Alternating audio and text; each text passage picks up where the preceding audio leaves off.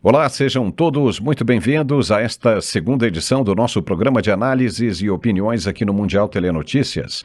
O dia de hoje foi marcado por uma ofensiva em 3 frentes. No Brasil, a Operação Sem Desconto leva à prisão o ex-presidente do INSS, Alessandro Stefanuto, e expõe um esquema bilionário contra aposentados.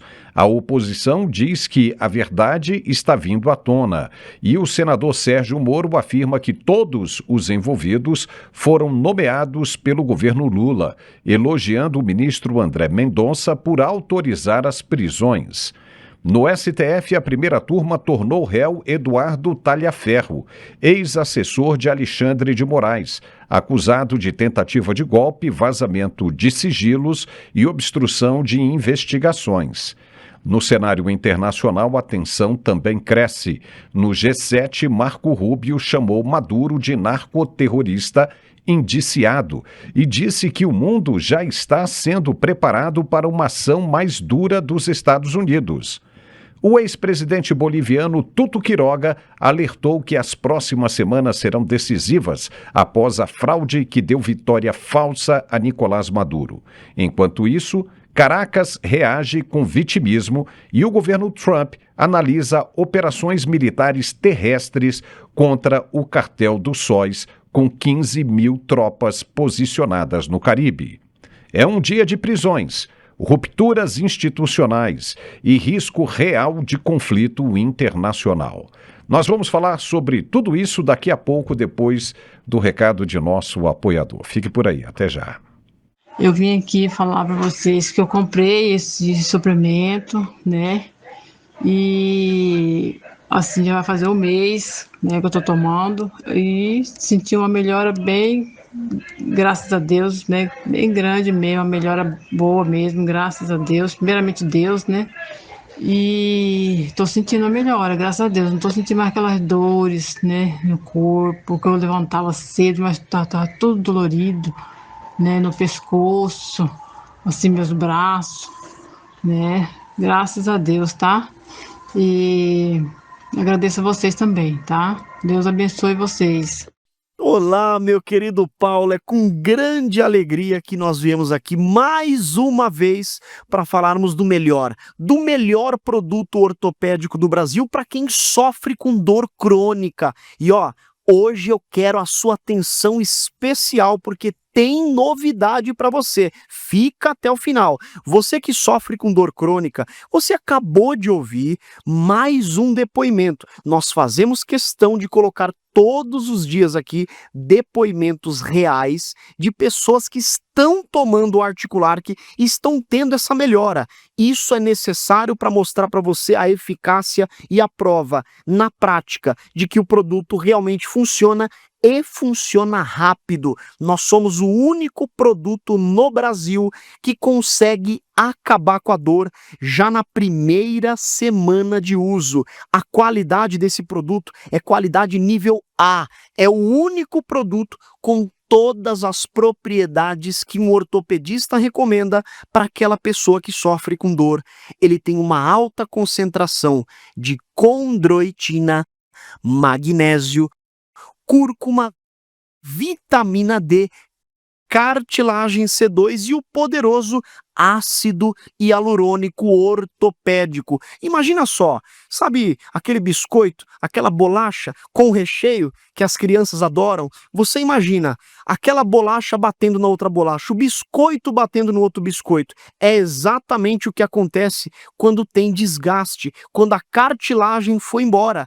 E você tomando o Articulark, o ácido hialurônico ortopédico, ele nada mais é do que o recheio do biscoito. Ele não deixa o osso bater no outro osso e ele faz o papel da prótese.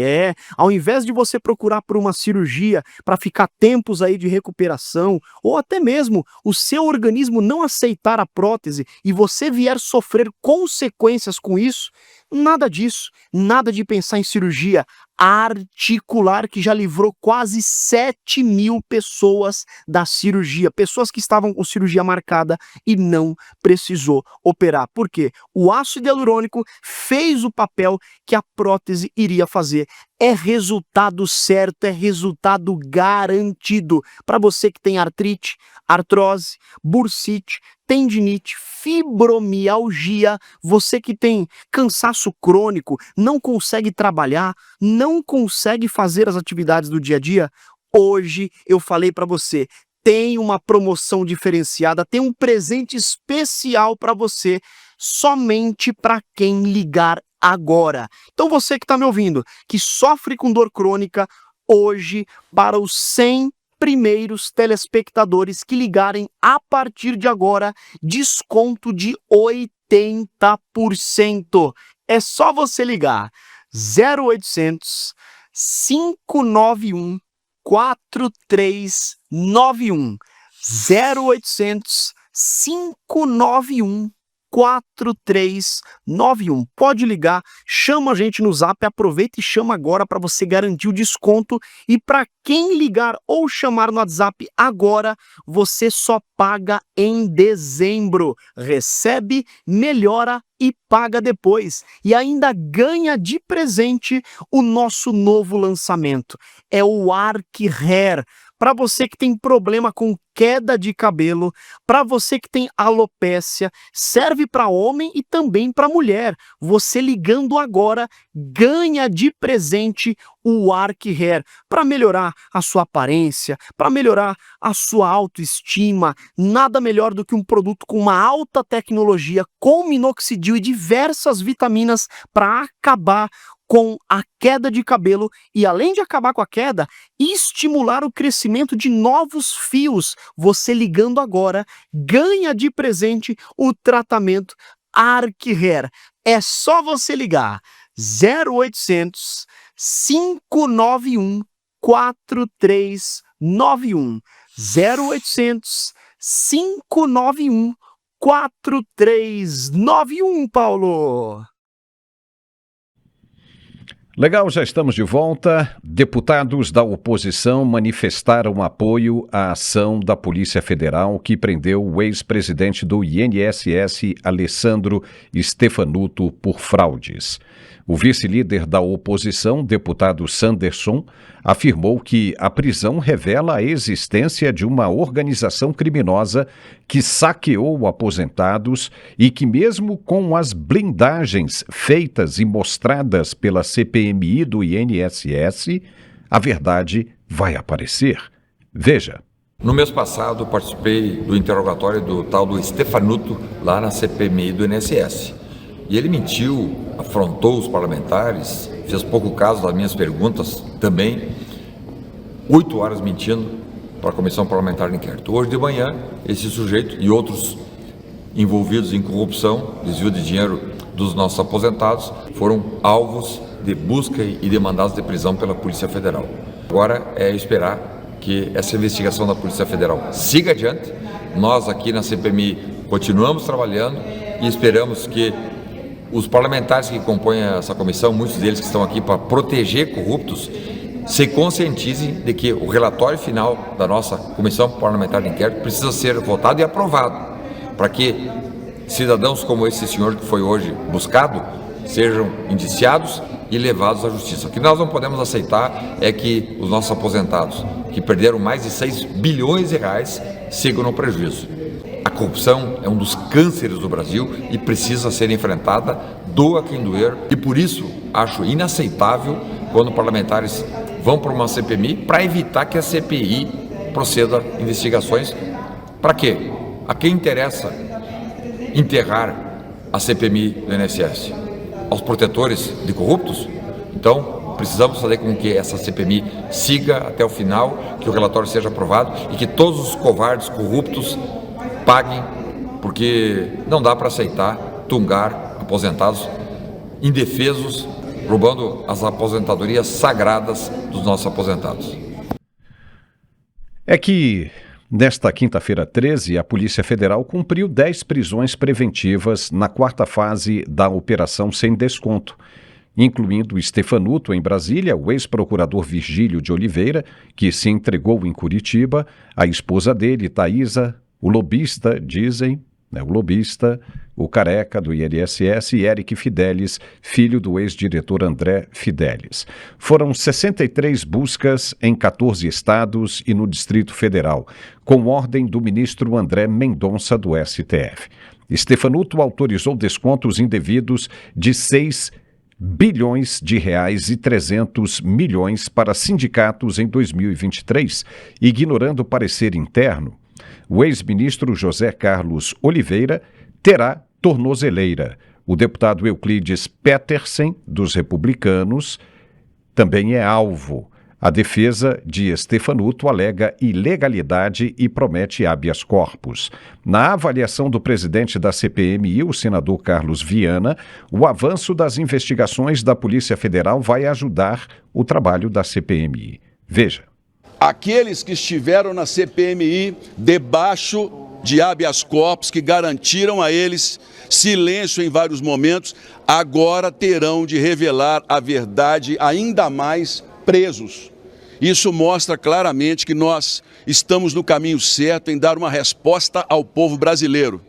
Minha indignação em dizer, quando as pessoas desde o início falavam que CPMI não daria em nada, que CPMI era apenas mais um momento teatral. Senhores, não há na história uma comissão que tenha prendido mais pessoas e que esteja dando mais respostas. Eu vou esclarecer para vocês, porque semana passada eu disse que haveriam novas prisões. Pois bem, eu e o relator, nós temos com muita clareza que existem 3 escalões em toda essa história, essa roubalheira da Previdência. O terceiro escalão são os operadores e laranjas que receberam e sumiram com o dinheiro e que hoje foram presos em boa parte, mas que há outros que ainda serão presos ou têm que dar explicações porque colaboraram no desaparecimento dos bilhões dos aposentados. Um segundo escalão, que é formado por servidores públicos concursados, que se corromperam nesse sistema e que conseguiram passar de governo para governo, mantendo os desvios. E um primeiro escalão, que ao nosso ver foi pago pelo segundo escalão, esse primeiro escalão que é formado por políticos, pessoas que de governo a governo ajudaram e incentivaram ou indicaram essas pessoas, esses servidores, para continuarem na Previdência. Esse primeiro escalão, a partir de agora, também começa a ser alvo das operações e, possivelmente, dos depoimentos que serão dados junto ao Supremo Tribunal Federal. Portanto, nós estamos caminhando para o esclarecimento completo. Ainda há muito trabalho a ser feito. Ainda tem muita sujeira para a gente limpar, sujeira que era para ter sido colocada debaixo do tapete e que nós não aceitamos. Nós daremos respostas ao povo brasileiro. Pois é, e o senador Sérgio Moro também falou sobre a operação da Polícia Federal. Segundo ele, as prisões dos dirigentes do INSS suspeitos de participar do esquema de roubo contra aposentados e pensionistas representam um passo decisivo para enfrentar a corrupção dentro do órgão. Ele destacou que todos esses dirigentes chegaram ao comando do INSS nomeados pelo governo atual. O senador também fez questão de elogiar o ministro André Mendonça, do STF, por ter acolhido os pedidos de prisão apresentados pela CPMI do INSS, reforçando que a atuação firme do Judiciário foi essencial para avançar nas investigações. Veja o que ele disse. A CPMI ajudou a impulsionar essas prisões, nós insistimos, inclusive ao ministro André Mendonça, que houvesse essa decretação, porque ficou evidente nos depoimentos aqui prestados que estava havendo adulteração de documentos de fabricação de provas. Várias dessas pessoas que receberam recursos provenientes dos aposentados e pensionistas vítimas dessa grande fraude, afirmavam que prestavam serviços, isso depois era repassado para operadores que também afirmavam que prestavam serviço e diziam, nós vamos apresentar os documentos, Então ficava claro para nós, já que esses serviços não existiam, que eles estariam adulterando provas. E o ministro André Mendonça tomou uma decisão muito importante, muito corajosa, decretar essa prisão, principalmente em relação àqueles em que havia evidências fortes da responsabilidade. O Stefanuto, presidente do INSS, nomeado pelo Lula, o Virgílio Oliveira, procurador-chefe do INSS, nomeado pelo Lula, o André Fidelis, diretor-geral de benefícios, também nomeado pelo Lula. Em relação aos três, fortes indícios, suspeitas de terem recebido dinheiro de propina que foi desviado dos aposentados. Agora temos que tentar subir na hierarquia desse esquema criminoso para também identificar os agentes, todos os agentes públicos envolvidos e também os agentes políticos envolvidos que permitiram que houvesse um roubo de 5 bilhões de reais contra aposentados e pensionistas desse país. Bem, agora a gente vai conversar com o nosso analista e professor Marcos Pisolato. Seja muito bem-vindo, Pisolato. Todos eles aí, né, ou quase todos eles que envolvidos nessa operação de hoje já depuseram na CPMI. E todos eles foram protegidos por habeas corpus. Mas o nível de evidência parece tão alto e tão claro que eles não conseguiram escapar de uma operação como essa, hoje, da Polícia Federal. E agora a situação parece que vai piorar ainda mais. Ainda mais. Vai chegar um momento que todos eles terão de abrir a boca, né? Delação premiada e mais um monte de outras coisas. Então, eu acho que, para esses, fica muito mais seguro estar atrás das celas. O que você acha? Das grades, né? Olá, Paulo, tudo bem? Saudações à nossa audiência, como sempre. Não parece que a gente está vivendo uma espécie de eterno retorno, né? Ver o Moro falando sobre corrupção, os mesmos velhos nomes. É uma civilização que, de fato, tem muita dificuldade em aprender com seus erros. E aqui eu vou citar o profeta arrependido Geraldo Alckmin, né? Parafraseando ele, retornaram à cena do crime. Andar no Brasil parece que é tropeçar em corrupto, de fato, é como se fosse mato. Eles crescem e crescem, porque nós temos jardineiros bastante relapsos, bastante permissivos, e aí com isso a corrupção vai crescendo cada vez mais. E a gente vê que os nomes acabam sendo sempre os mesmos, sempre as velhas raposas que assaltam o galinheiro. Se a gente começar a olhar todas essas operações, todas elas envolvem pessoas já envolvidas em escândalos anteriores. A gente juntar essa operação agora da PF contra o Stefanuto e mais 62 buscas e apreensões, juntar com aquela da Operação Coffee Break, que começou a revelar certos nomes. A Operação Coffee Break é aquela que se relaciona com o MEC, que também foi descerrada essa semana, e aí envolveu o Fábio Luiz, que é o famoso Lulinha, envolveu o Marcos Cláudio, que também é filho do Lula, com a dona Marisa Letícia, envolveu lá o Calil Bittar, né? Calil Bittar, que é irmão daquele famoso Fernando Bittar, que era dono de um certo sítio, né? Lá em Itaitiba, né? Se não me engano o nome do sítio, que era lá da Lava Jato. Então os nomes começam a se repetir, a gente meio que olha, se indigna e parece que não há o fato de estar havendo, como o Sanderson mencionou, a gente está atingindo os primeiros escalões aqui embaixo e está subindo até chegar à presidência do INSS. De fato, o Stefanuto foi inclusive indicado para o cargo de presidente pelo próprio Carlos Lupe, que depois teve que pedir demissão diante da revelação do escândalo do aposentão, né? Que já ficou muito claro, inclusive na própria CPMI, que tentou se colar esses roubos ao governo do presidente Bolsonaro. Ele mostrou nos gráficos que toda vez que o presidente Bolsonaro tentou impor decretos para impedir esse tipo de assalto aos aposentados, o próprio Congresso derrubou, e o gráfico foi muito claro na apresentação da CPMI, que os roubos voltaram a acontecer numa escala gigantesca a partir de 2023, como bem ficou relatado pelo Sérgio Moro aí. Essas nomeações que facilitaram o caso do Stefanuto, por exemplo, parece que há, inclusive em algum dos processos que a Polícia Federal está movendo aí, o assalto continuou, mesmo após o processo de investigação.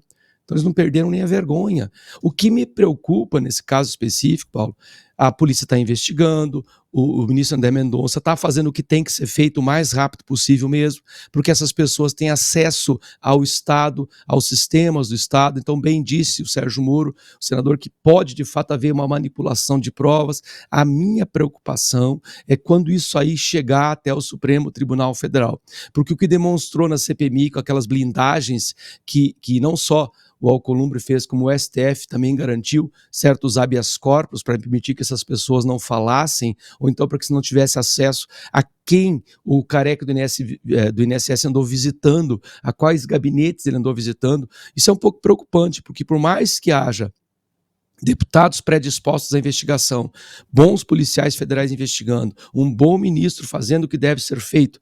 Nós temos vários problemas que envolvem, por exemplo, o Ministério Público, PGR, a STF. Eu tenho um certo temor que a gente crie uma esperança que essas pessoas sejam presas, mas como disse o senador, e quando chegar lá em cima, no primeiro escalão, na cúpula, será que essa cúpula cai? Porque se essas pessoas abrirem a boca, Paulo, se esses indivíduos que estão sendo presos falarem, vai cair muita maçã podre dessa árvore, não vai ser qualquer maçã, não. Eu acho que vai faltar gente para trabalhar em algumas casas aí de Brasília. Por isso nós estamos dizendo, né, que de repente, né, esses caras estão mais seguros atrás das grades. Porque, veja bem, é que nem suco de laranja. Você só consegue se espremer até os caroços. E é o que vai acontecer com essa turma. Ninguém imaginava, né, que essa rabiola fosse tão grande que um dia, né, alguém fosse, né, tocar nela. Só que isso aconteceu, né? E os caras não se prepararam, não se preveniram. E agora não tem mais como escapar. Não tem mais como escapar. Foram com tanta sede ao pote que agora vão ter que abrir a boca. Né? Não vão aguentar. Aguentaram um pouquinho ali, uma pressão, né? O escândalo da sociedade, a publicidade em cima do assunto, foram até convocados para uma CPMI. Agora não. Agora a coisa ficou séria. Pegaram, né, todos eles, prisão, e vai ficar ainda pior. Vão ter que abrir a boca. Vão ter que abrir a boca. E tem um ministro sério ali dentro do STF trabalhando para isso, não é? Agora, vamos em frente. Tem mais uma coisa ainda aqui, ó. A primeira turma do STF decidiu por unanimidade, nesta quinta-feira 13, tornar réu Eduardo Talhaferro, ex-assessor-chefe de Alexandre de Moraes no TSE. Ele é acusado de tentar abolir o Estado Democrático de Direito, violar sigilo funcional, coagir no curso do processo e obstruir investigação de organização criminosa. Os crimes teriam acontecido entre maio de 2023 e agosto de 2024, com vazamento de diálogos sigilosos do STF e TSE para beneficiar grupo que espalhava fake news e questionava as urnas.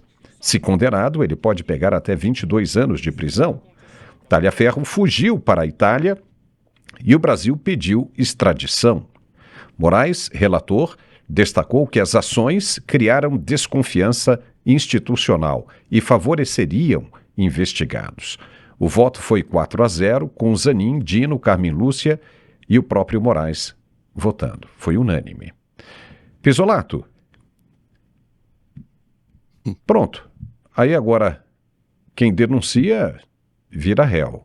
Só que vai ficar difícil, né? Porque ele está na Itália, a Itália não quis extraditar, deixa ele livre, vai ficar difícil, né? Os caras podem torná-lo réu aqui, mas isso não está colando muito na Itália não, né? Esse é mais um daqueles casos de tentativa de controle de narrativa, né? Porque veja, o juiz que está apitando o jogo, ele manda na bola e ele é acusado de roubar para um certo time. Aí a pessoa que denuncia é acusado de ter denunciado, porque é isso, no limpo, é isso que a gente está tratando. Se você tirar todo o véu de fumaça que é colocado aí, é uma discussão do efeito e não da causa. Porque está se alegando que isso aí é uma tentativa de abolir o Estado Democrático de Direito. E veja que a pessoa está denunciando com provas, como foi mostrado lá no Senado, com aquelas imagens, inclusive, de WhatsApp, que estavam lá para provar as conversas que ele havia, e muito mais provas que...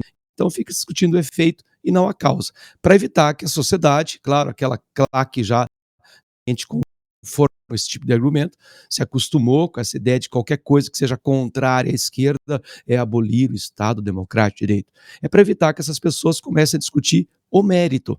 Se a gente traduzir o que está acontecendo, porque o próprio Moraes é o julgador de um suposto processo em que ele é acusado de um crime, o que é tremendamente estranho, para não dizer aí completamente ilegal.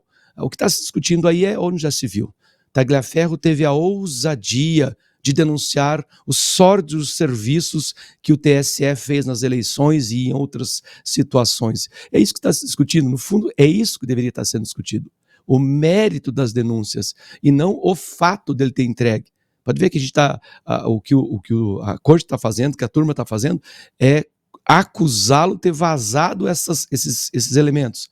Mas isso são provas de um crime gravíssimo que deveria estar sendo investigado por exemplo, o Ministério Público, porque é um caso. Jamais o Moraes poderia estar envolvido no julgamento da pessoa que o denunciou. É uma completa excrescência. Abolir o Estado Democrático de Direito por si só virou uma espécie de carta coringa. E aqui vamos lembrar, existe um documento que o Brasil é signatário, chamada Carta de São José da Costa Rica, que garante, pelos direitos humanos, o amplo direito à defesa. Coisa, por exemplo, que os réus do 8 de janeiro não tiveram, que o presidente Bolsonaro não teve, que o Tagliaferro com certeza também não vai ter, que é ser julgado, sem contar o fato de estar sendo julgado por um juiz que ele mesmo seria um acusado. Mas, além de ser julgado por essa turma, ele teria que ter o direito, garantido constitucionalmente e por documentos internacionais, como esse que eu citei, que é a Carta de São José da Costa Rica, que garantiriam não só a ele, mas todos aqueles acusados do 8 de janeiro, Felipe Martins, presidente Bolsonaro, a ter a ampla defesa por outros tribunais.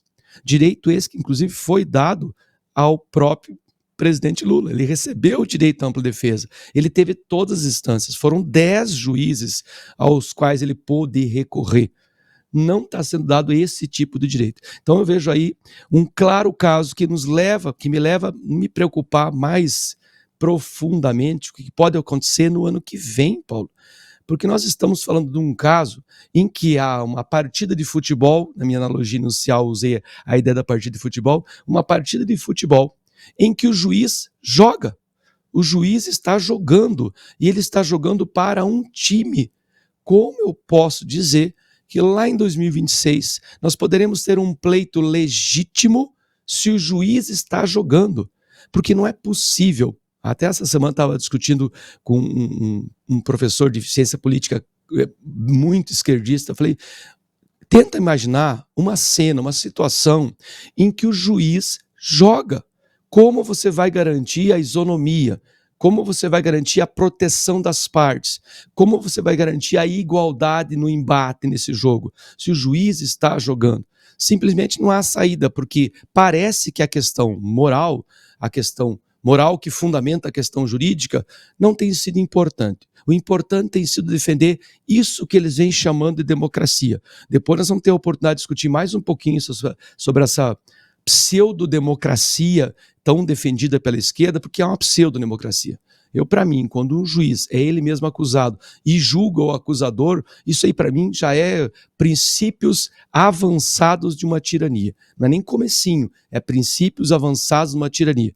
A cada vez que a gente ouve o ministro desses falando, alegando sempre a mesma coisa, atentado violento contra o Estado Democrático, é sempre a mesma catilinária, é repetitivo, são platitudes, parece um papagaio falando, são cartas de poder.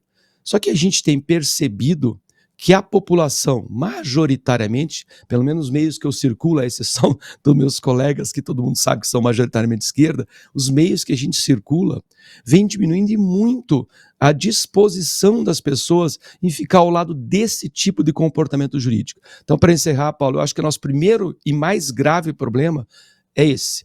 Nós precisamos retornar à segurança jurídica, porque senão todos os nossos esforços podem parar nessa parede de ilegalidade e de insegurança jurídica. E vou lhe dizer mais uma coisa, para 2026 será um ano muito duro, principalmente para os canais de direita, né? Para as pessoas que defendem a direita e para os canais de direita. De esquerda não. De esquerda hoje em dia você vê que os caras podem fazer o que querem. Entendeu? Podem xingar, podem ofender, podem falar o que querem.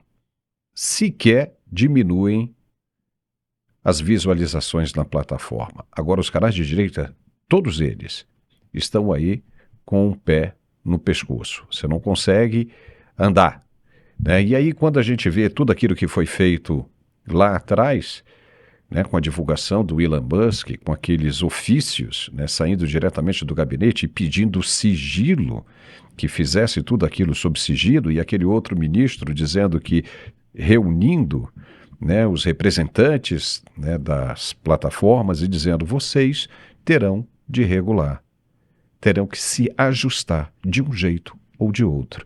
E agora a gente começa a sentir isso. Então, a alternativa para esse problema talvez seja a criação, cada um dos canais, seus aplicativos particulares, né? Free, de graça. Porque as plataformas vão censurar, vão segurar, né, o spread, né, ou seja, a divulgação das verdades. Isso é muito ruim, isso é ruim demais, porque você acaba nessa luta de querer doutrinar o brasileiro, o eleitor brasileiro, em prol de um interesse próprio, um plano de governo, de poder, que não termina nunca, a todo custo, a todo jeito. É impressionante como é que a gente consegue ver isso em pleno século XXI, onde o mundo está globalizado, a informação difundida no mundo inteiro, e você vê isso não acontece só no Brasil, não, acontece também com a esquerda da Europa. Nós vamos começar a falar agora, mas a Europa também está nessa. A Europa está criticando os Estados Unidos o tempo todo com relação aos ataques contra os narcoterroristas que estão saindo da Venezuela em barcos velozes, lanchas de alta velocidade pintadas de azul, para que não possam, né, ser vistos ali, os barcos pintados de azul, para que se confundam com a cor do oceano, azul escuro. Por que estão saindo? Por que estão levando drogas, pacotes, rumo à Europa, rumo aos Estados Unidos, sendo que todos eles estão sendo explodidos pisolado? Mas eles continuam. E aí o Reino Unido decidiu interromper a troca de informação de inteligência com os Estados Unidos, porque simplesmente o Reino Unido não concorda que os americanos destruam aqueles barcos cheios de drogas. Então veja, com essas críticas da Europa, aconteceu o seguinte: no encerramento do encontro dos secretários de Relações Exteriores do G7, em Hamilton, no Canadá, o secretário de Estado norte-americano Marco Rubio respondeu às críticas da Comissão Europeia sobre as ações dos Estados Unidos contra esses narcoterroristas no Caribe. Rubio classificou o regime de Nicolás Maduro como narcoterrorista indiciado no Distrito Sul dos Estados Unidos e como uma organização transnacional que permite o tráfico de drogas a partir da Venezuela. Ele comparou Maduro a Manuel Noriega, reforçando a justificativa para operações antidrogas no Caribe. A declaração retoma um indiciamento de 2020, quando Maduro e o cartel dos sóis, que segue acompanhado, né, de uma recompensa de 50 milhões de dólares. Veja agora a fala de Marco Rubio. But again, going back, look, this is a counter-drug operation. The president's ordered it in defense of our country. It continues, it's ongoing. It can stop tomorrow if they stop sending drug boats. The Maduro regime is a narco-terrorist regime indicted in the Southern District of the United States for narco-terrorism. But more importantly, they're also a transshipment organization that allows these groups to operate from their national territory. They allow drugs to be shipped. They openly cooperate with the shipping of these drugs towards the United States and Europe, by the way, so maybe they should be thanking us. But the bottom line here is that the president is going to defend the national interest and the national security of the United States, which is under threat by these terrorist organizations. É o que o secretário disse. Tudo isso, essas ações, podem terminar amanhã, se essa turma aí da Venezuela parar de enviar drogas para os Estados Unidos e para a Europa, ali por aquele trecho do Caribe. Segundo Marco Rubio, os Estados Unidos vêm saturando o mundo inteiro, especialmente a América Latina, com sanções, advertências e a retórica de pressão máxima. E o recado é bem direto: Quando a ação concreta finalmente começar, seja captura, bloqueio naval ou algum tipo de intervenção terrestre que está para acontecer, o planeta inteiro, já cansado de meses de promessas, vai encarar o fato consumado como alívio, como normal, e não mais como surpresa. E quem também lançou um alerta muito sério foi Jorge Tutu Quiroga, ex-presidente da Bolívia. Segundo ele, as próximas semanas serão decisivas para a Venezuela e para toda a região.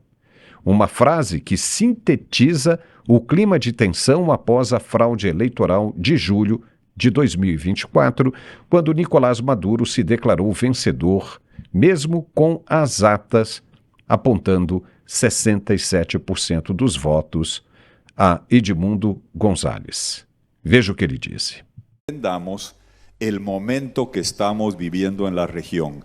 Estas semanas que vienen van a ser determinantes y trascendentales para la historia y el futuro de la región como pocas que hemos vivido.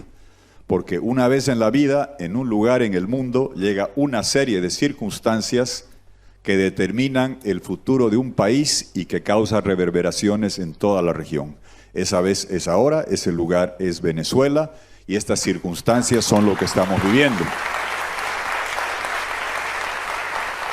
Para concentrarme en eso, y yo a los amigos de Europa siempre les digo, miren, hace tiempo, ¿no? Les decía, María Corina Machado es más importante para América Latina que Zelensky para ustedes. Me decían, ¿quién es María Corina Machado? Creo que ahora ya no preguntan eso. ¿Qué es lo que está en juego ahora? A ver, 4 factores, 2 definiciones y Mark Twain sobre lo de Venezuela. Los 4 factores. Nunca antes hemos tenido la convergencia de lo que hoy estamos viviendo. Porque yo conozco el escepticismo, que el bravo pueblo el yugo lanza y es como un boomerang que cada vez vuelve a enquistarse sobre la cerviz de un pueblo sometido. Y nos ha pasado una y otra. Para Tutu Quiroga, o que está por vir pode representar nada menos que a salvação da América Latina. E Nicolás Maduro também falou, nesta quinta-feira, que nunca, jamais, nem nunca ameaçamos ninguém, reagindo a Donald Trump e às sanções dos Estados Unidos por suposto narcoterrorismo do cartel de Los Soles. Opositores rebatem lembrando o assassinato de Oscar Pérez, em 2018, executado ao vivo após rebelião, e mais de 200 mortes em protestos de 2014, 2017 e 2019, com repressão brutal da Guarda Nacional e coletivos. Quem que não se lembra disso? Quando ele mandou aqueles blindados passar por cima dos manifestantes em plena rua. Relatórios da ONU e da Human Rights Watch, de direitos humanos, denunciam torturas e execuções extrajudiciais. A fala é vista como vitimismo diante da ameaça de intervenção direta americana. E os altos comandos militares dos Estados Unidos apresentaram nesta quinta-feira 13 ao presidente Donald Trump novas opções de operação na Venezuela, incluindo ataques terrestres sem decisão final. O movimento coincide com a chegada do porta-aviões USS Gerald R. Ford ao Comando Sul junto a 3 destroyers, caças FA-18, bombardeiros B-52, submarino nuclear e forças especiais, totalizando mais de 15 mil tropas. O foco é o cartel dos sóis, rede de militares venezuelanos acusada de narcotráfico. Desde agosto, os Estados Unidos realizaram mais de 10 ataques aéreos no Caribe, matando mais de 70 pessoas. Maduro decretou prontidão total com 200 mil soldados e acusa Washington de fabricar guerra. Analistas alertam para o risco de conflito aberto e real. Trump diz que os dias de Maduro estão contados. Depois de você ver tudo isso aí, Pisolato, o que você acha, hein? a gente já começa a sentir que desta vez vai. A gente sempre fala, está aqui dizendo, mas agora parece que a coisa vai andar e muito séria, né? Olha, o melhor que pode acontecer para o Maduro agora é ele virar Papai Noel em Guantánamo, né? Porque o pior que pode acontecer é, de fato, forças militares desembarcarem em terra, né? Vamos deixar algumas coisas consignadas, porque a gente já conhece aí o discurso da extrema esquerda ensaiada, da extrema imprensa ensaiada, né? Primeiro, o tráfico de drogas internacional é usado para formar o dinheiro grosso, o dinheiro volumoso, os bilhões, que eles usam para financiar esses narco-estados. A tomada de território que o crime organizado faz, como os casos do Brasil, os chamados black spots, que são aqueles pontos em que o território é controlado pelo crime organizado, também dali sai o dinheiro fino, o dinheiro conta-gotas, o aluguel, a extorsão, o pequeno furto, sai dali. Tá? No Brasil são aí 26% da população brasileira, dá quase 60 milhões de brasileiros, que estão sob controle da governança criminal. Nesses narco-estados a gente tem 100% da população. Nicarágua, Colômbia, Venezuela, são um único black spot inteiro, porque o próprio presidente, e aqui não podemos tampar o sol com a peneira, ele é um criminoso. Nicolás Maduro é um criminoso, associado aos cartéis e aos exércitos dos narcotraficantes. Então, de fato, o que a gente tem aí, e é um terceiro ponto para deixar consignado, estamos falando de guerra. É uma guerra contra o crime organizado, o narcotráfico e a tomada de territórios, esta sim violação de soberania. Então é uma guerra. E numa guerra, você obviamente tem baixas. Tende a ser o país ou o grupo ou o lado que é mais preparado militarmente tende a vencer. Estratégias anteriores não funcionam. O próprio Trump disse isso, né? Não só na Truth Social, como deu uma declaração para, se não me engano, para BBC, não tenho certeza, falando sobre as estratégias anteriores, que já são utilizadas há 30 anos, e ao contrário de reduzir, ampliar o espaço de atuação do crime organizado. Então, sim, nós precisaríamos estabelecer, nós, América Latina, como o Paraguai já fez, como a Argentina já fez, e é bem provável que o Bolívia também o faça nos próximos meses, considerar esse tipo de atuação criminosa terrorismo. E no Brasil, a gente fica discutindo vocabulário, como se crime fosse uma questão de vocabulário. Se é uma questão de vocabulário, eu vou ajudar aqueles que não entendem o que significa terrorismo. Terrorismo é medo sistêmico. Você tem medo o tempo inteiro, ou seja, isso se chama terror. Ora, se você morasse na Penha, no Alemão, ou em qualquer outro lugar, na Nicarágua, na Venezuela, você ficaria permanentemente com medo, porque o crime controla a sua vida. Isso se chama terrorismo. E o Brasil fica aí discutindo o vocabulário. Aí quando eu ouço, por exemplo, uma Gleisi Hoffmann, um ministro Lewandowski, até o Haddad, esses dias andou falando sobre crime organizado, o Haddad mal entende de economia, o que ele entende de segurança pública para criticar aqueles que estão tentando ajudar o Brasil a combater o crime organizado. Eles alegam sempre a mesma coisa: criar a configuração de terrorismo para crime organizado ameaça a soberania brasileira. Mas por acaso o Comando Vermelho, o CV, o PCC fazem parte do Estado? Por que combater o crime organizado ameaçaria a soberania nacional? O Brasil está dando conta, sozinho está conseguindo reduzir os espaços de atuação, os black spots no Brasil, ou eles têm aumentado? Eles têm aumentado. Nós temos conseguido deter o tráfico de drogas. O CV, por exemplo, nasceu em 1979. 1979, nós estamos em 2025. Ora, me parece que o Estado soberano brasileiro não tem conseguido, muito pelo contrário, tem perdido muito espaço. E aí o papel do Brasil nessa cena toda, quem está acompanhando, né? Não só o Mauro Vieira, como o Celso Amorim e o próprio Lula já declararam apoio a Nicolás Maduro, porque é uma questão de soberania, a América Latina tem o direito de escolher tomar suas próprias decisões. Isso funciona quando há liberdade. Eu já usei esse argumento aqui. Se a gente usar essa premissa de que nós não devemos nos intrometer no problema dos outros países, nós ainda teríamos até hoje o nazismo na Alemanha, porque foi para lá que os Estados Unidos foi ajudar a combater uma excrescência que era, naquele caso, o fascismo alemão, o nazismo. É o mesmo caso agora. Nós vamos usar o argumento, a premissa de que a Venezuela é soberana, então não vamos ajudá-la. Nós precisamos ajudar o povo venezuelano. Eu, quando fiz meu mestrado junto com o venezuelano, que teve que fugir a tempo da Venezuela e começar toda a vida dele novamente aqui. Aliás, ele não tem mais contato com os parentes dele lá, porque simplesmente não consegue mais contato com eles. Nem por correspondência, nem por internet, não consegue mais. Ele não sabe qual o destino dessas pessoas. Então, por mais que a gente alegue que há uma questão de soberania, o Brasil está tomando a posição de um dominó, numa fileira de dominós, que tem aí à frente a primeira peça, que é o Maduro. Logo a seguir você tem um Petro, depois você tem lá o Noriega, o da Nicarágua, depois você tem o Miguel Díaz-Canel em Cuba. Nós queremos mesmo ficar nessa pilha de dominós que os Estados Unidos já tentaram de diversas maneiras trazer para a mão americana através do diálogo, da diplomacia, e não funcionou. Nós queremos ver o Gerald Ford passeando pelo nosso litoral, porque nós vamos continuar nos associando ao tráfico internacional de drogas. Nossa audiência já pesquisou o tamanho que tem o Gerald Ford, é o maior porta-aviões do mundo.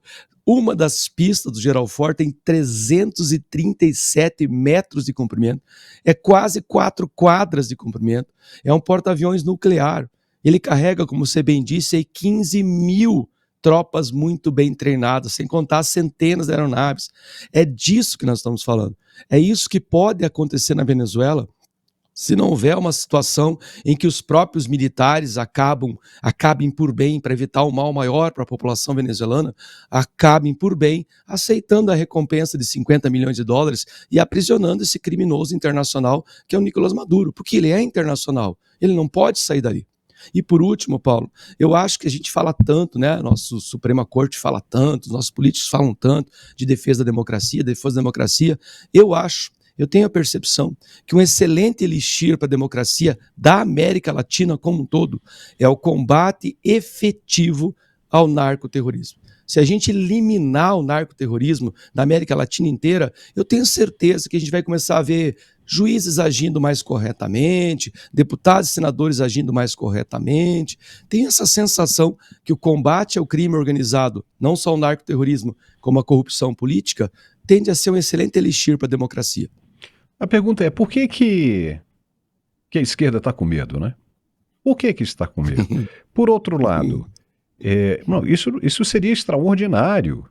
Não é? Não teria que estar dizendo o seguinte, não, que venha. Aquele que vier para ajudar é sempre bem-vindo.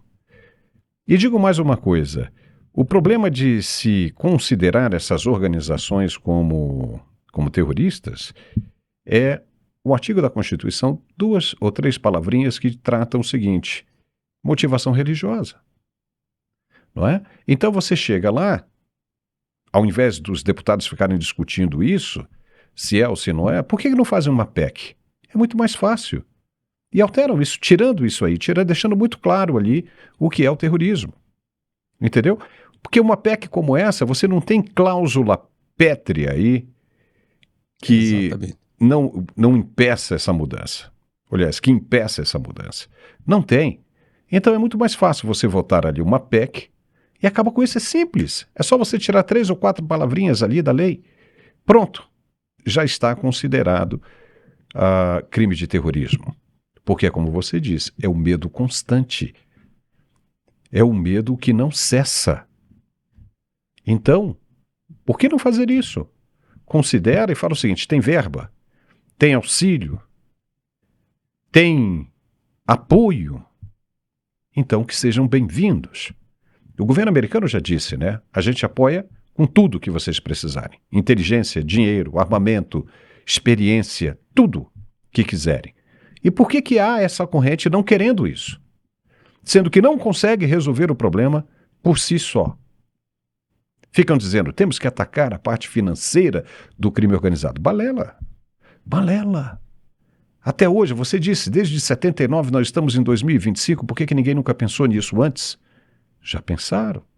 Por que não tentaram fazer isso antes? Porque não interessa. Dizem que os verdadeiros chefes do crime organizado no Brasil estão na Faria Lima, em São Paulo. Será? Não sabemos. Não sabemos.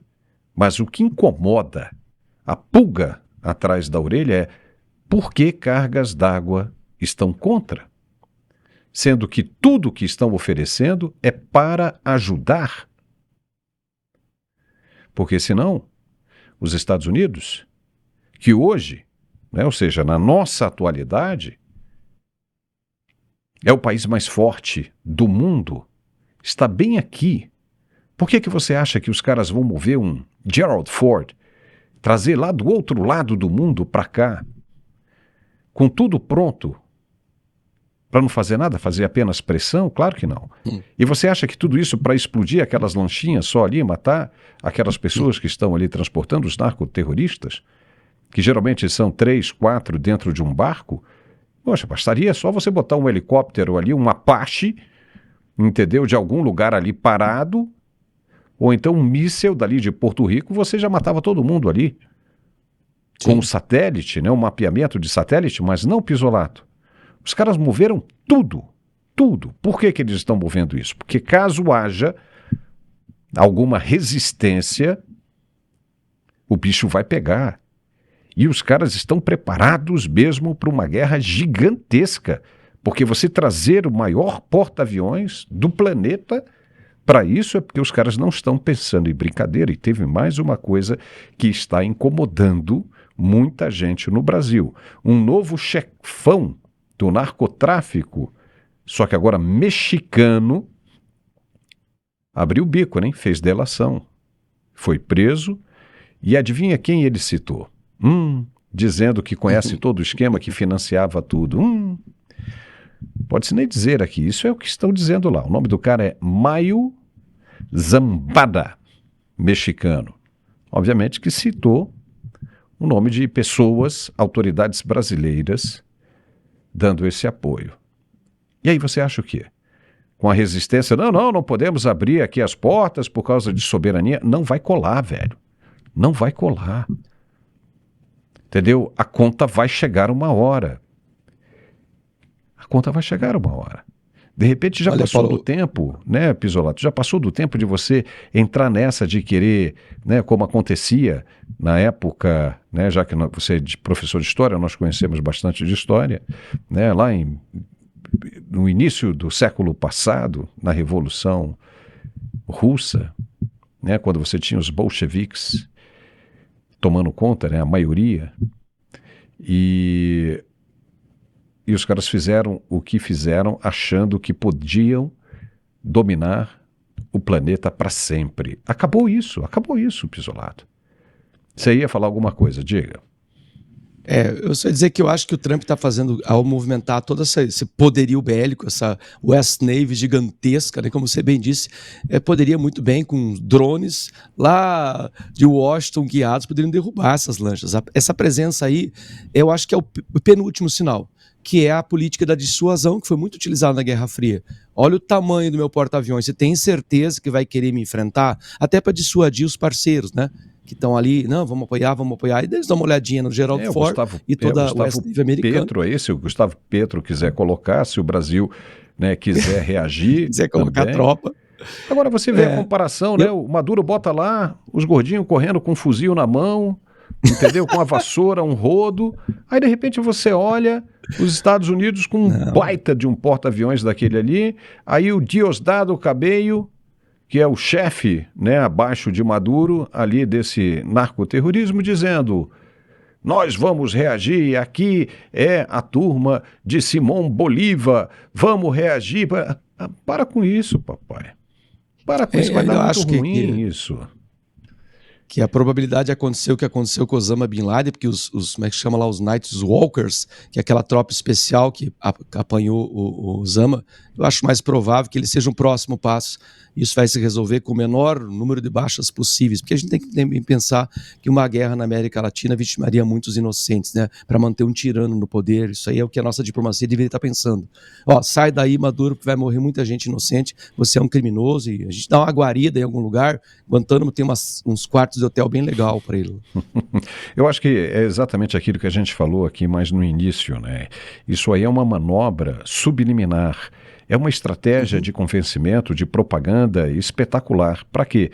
Para o mundo ficar o tempo todo ali achando, pô, os caras estão aí um tempo todo desse aí e não fazem nada, para chegar numa hora ali bem simples, eles tirarem o Maduro dali e o mundo achar, ah, beleza, porque se ele já entra de uma vez, aí dessa confusão da Europa, aliados, ONU e os cambal falam, invadir um país, é um imperialismo, né, tomando tudo de novo, colonialismo, vai colonizar a América e tudo. A pressão seria muito grande em cima dos americanos. Então o cara vai encostando ali e deixa a turma se acostumar com isso, né? Deixa a turma se acostumar.